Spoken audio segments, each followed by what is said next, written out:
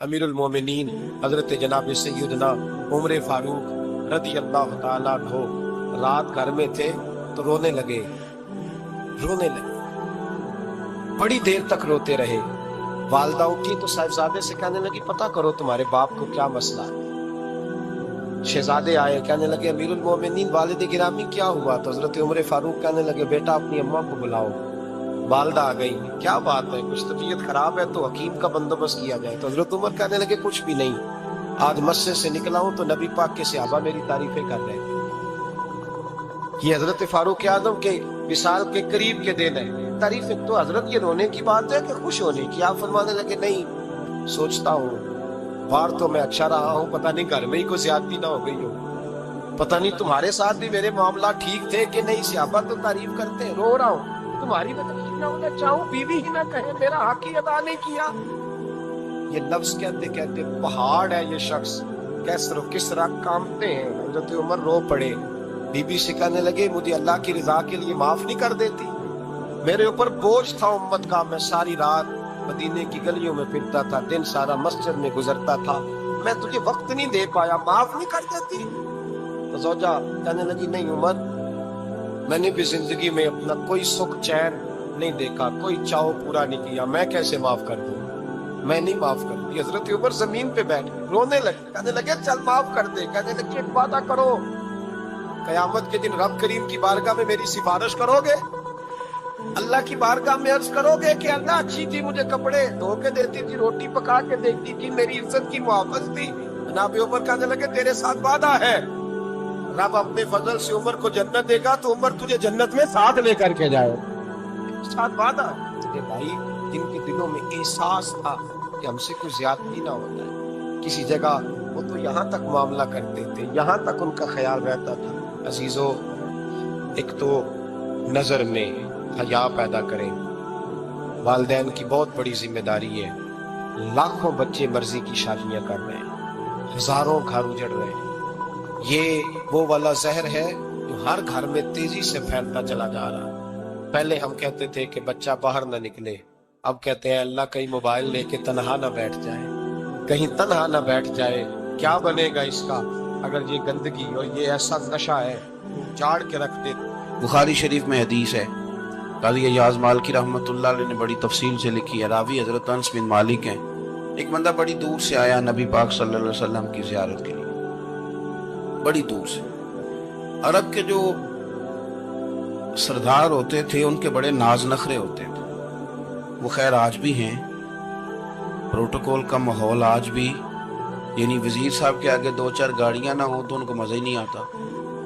Police वाले आगे पीछे भागे तो हालांकि उनको नहीं पता कि जो पुलिस वाले आगे पीछे भाग रहे हैं ना, ये हुकूमत बदली तो गिरफ्तार करने भी इन्होंने ही आना है। लेकिन वो बड़ा मजा आता है जब लोग गाड़ी के पीछे भागते हैं। क्या बात है जनाब, बड़ी बात।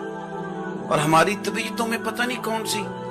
तो नबी पाक सल्लल्लाहु अलैहि वसल्लम की खिदमत में वो शख्स बड़ी दूर से आया। तो अरब के बादशाहों का मिजाज था, प्रोटोकॉल बड़ा चाहते थे। उनका तो ये तरीका था कि हुक्मरानी करनी है जैसे भी हो।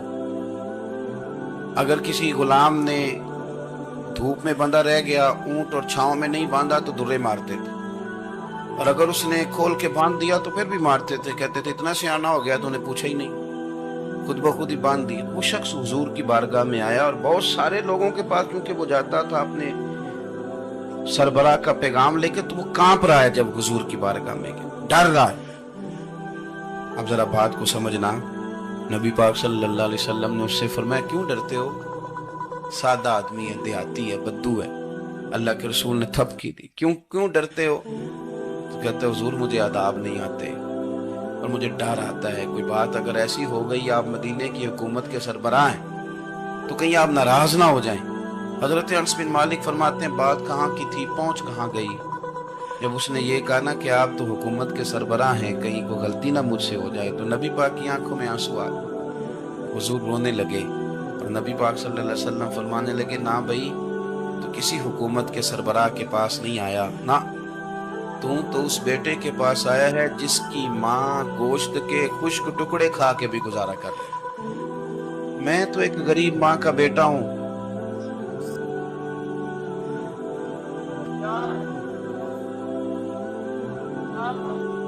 भाई اگر آپ کا یہ ذوق بن جائے، دیکھو نا آج تو لوگ بھول جاتے ہیں نا، کپڑے بدل لیتے ہیں تو وہ سمجھتے ہیں کہ شاید سارا کچھ ہی بدل گیا، یعنی گاؤں سے آ کر پڑھنے والے بھول ہی گئے ہیں کہ کس کی ماں نے کتنا زیور بیچا تھا۔ لوگ بھول جاتے ہیں چیزوں، اپنے ماضی کو یاد رکھیں، آپ لوگوں کے ساتھ پیار کریں، آپ لوگوں کو موقع دیں، آپ تھوڑی سی اور کوشش کریں اس شخص تک جانے کی جو آپ کو مایوس نظر آ رہا ہے، پریشان نظر آ رہا ہے۔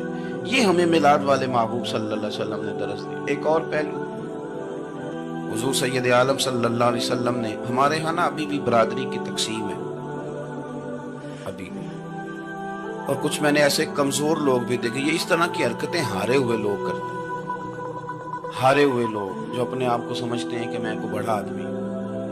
بڑا آدمی تو اپنے اخلاق سے ہوتا ہے، اپنے کردار سے ہوتا ہے، اپنی سخاوت سے ہوتا ہے، لوگوں سے پیار کرنے سے ہوتا ہے۔ باقی یہ کہ بیٹھ کے کہانی سنانا کہ میں بڑا کچھ کرتا ہوں، تو جو کچھ کرتا ہوتا ہے اسے سنانے کی کوئی ضرورت ہے؟ ایک بہت سارے لوگ آپ تعزیت کرنے جائیں نا والد کے انتقال کے بعد، تو ان بیچاروں کو بتانا پڑتا ہے کہ ابا جی میرے بغیر دوائی نہیں کھاتے تھے۔ تو میں کہتا ہوں اگر تیرے بغیر نہیں کھاتے تھے پھر بتانے کی ضرورت نہیں، پھر تو سارے گاؤں کو پتا ہوگا کہ تیرے بغیر نہیں کھاتے۔ اور اگر کوئی دال میں کالا ہے تو پھر تیری وضاحت کوئی بندہ قبول نہیں کرے گا، تو آپ کو بتانا کیوں پڑ رہا ہے؟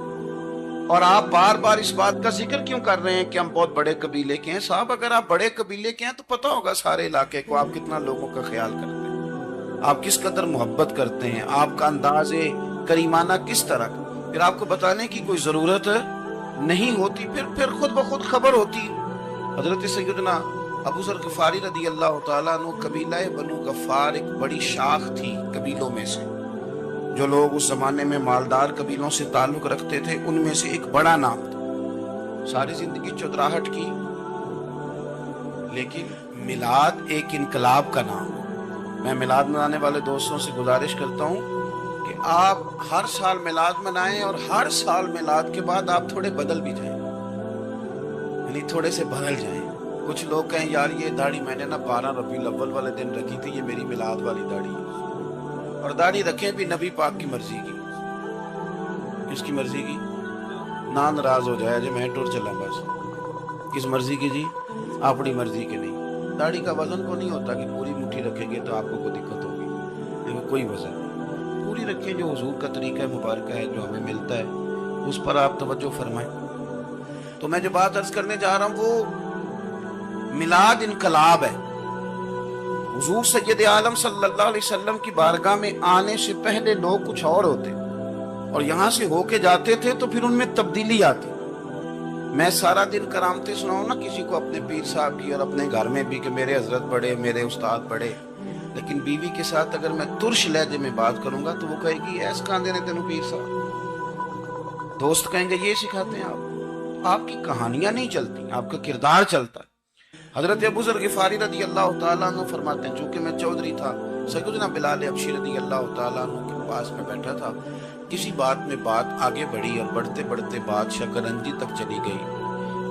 رائے کے اختلاف نے باتوں میں تلخی پیدا کر دی، اور جب تھوڑے لفظ اور تیز ہوئے تو میں نے انہیں کہہ دیا چپ کر، تو ابشن کا بیٹا ہے۔ کس کے بیٹے تھے حضرت بلال؟ کہتے ہیں جب انہوں نے مجھے کہا تو میرا دل بڑا ٹوٹا، کہ میں نے ارادہ کیا کہ میں نے حضور کی بارگاہ میں نہیں عرض کرنی ہے، ہر بات کی ہم حضور کی بارگاہ میں شکایت کریں، لیکن میں جا کے مسجد میں بیٹھا، اور جب سرکار آئے نا ارادہ نہیں تھا کہ عرض کروں گا، لیکن حضور کا چہرہ دیکھا تو دکھ میرا خود ہی تازہ ہو گیا۔ رونے کا بھی تو تب ہی مزہ آتا ہے نا کوئی اپنا ملے تو۔ فرماتے ہیں کہ میرے آنسو نا بغیر اختیار کے چھلک پڑے، اور میں کھل کے رویا، کھل کے۔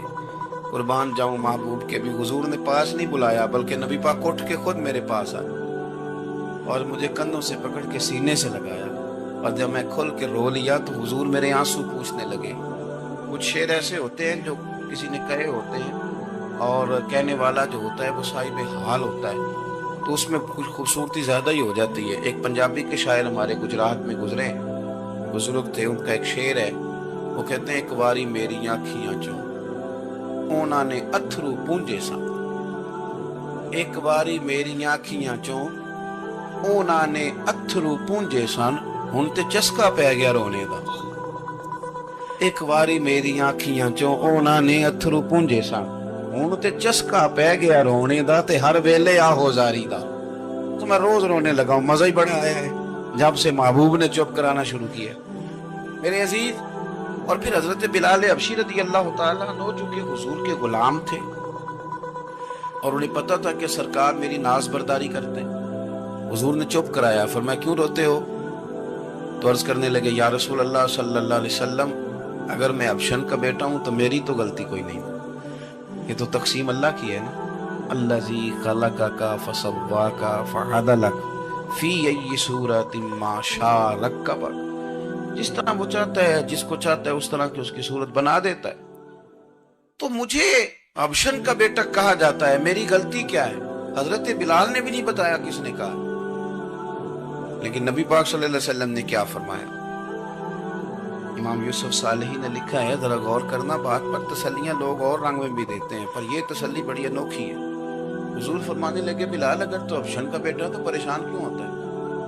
کالے رنگ والی ماں کا بیٹا ہے تو پریشان کیوں ہوتا ہے اگر تیری والدہ کا رنگ کالا ہے تو؟ عرض کی حضور آپ کیا فرمانا چاہتے ہیں؟ تو سرکار فرمانے لگے میں دو ماؤں کا بیٹا ہوں، ایک جناب آمنہ جنہوں نے مجھے پیدا کیا اور ایک حضرت ام ایمن جنہوں نے میری پرورش کی، مجھے بڑا کیا۔ حضور فرمانے لگے میری ماں آمنہ کا رنگ گورا تھا اور میری ماں ام ایمن کا رنگ کالا ہے۔ تو فرمایا اگر تجھے کسی نے کالے رنگ والی ماں کا بیٹا کہا تو اسے کہہ دینا مدینے والی محبوب کے بھی تو ایک والدہ کا رنگ کالا ہے، تو کہہ دینا۔ حضرت بلال کہتے ہیں کہ وہ اس طرح کی تسلی تھی، طفل تسلیاں نہیں جس طرح کی ہمیں دی جاتی، وہ اس طرح کی خوبصورت تسلی تھی کہ اس کے بعد میرا دل ایسا ٹھنڈا ہوا، پھر کسی کا تانا نہیں رہا، پھر کسی کی تکلیف نہیں رہی۔ رسول پاک صلی اللہ تعالی علیہ وسلم نے یہ جو آج تقسیم ہے ہمارے ہاں اونچ نیچ کی، چھوٹے بڑے کی، ذات برادری کی، حضور فرماتے ہیں میں نے پاؤں کے نیچے رکھ کے کچل دی، اب اس کا کوئی سٹیٹس نہیں رہا، اب یہ کوئی معاملہ نہیں۔ پھر میرے بھائی ایک معاملہ ہمارے اندر جو اور بڑی شدت کے ساتھ آیا ہے اور جس نے بڑا زور پکڑا ہے وہ یہ ہے کہ ہم نا پڑھے لکھے لوگوں سے معذرت کے ساتھ، پڑھے لکھے لوگوں کا بھی ایک مسئلہ ہے، وہ دوسروں کو جاہل کہنا ضروری سمجھتے ہیں، الا ماشاء اللہ۔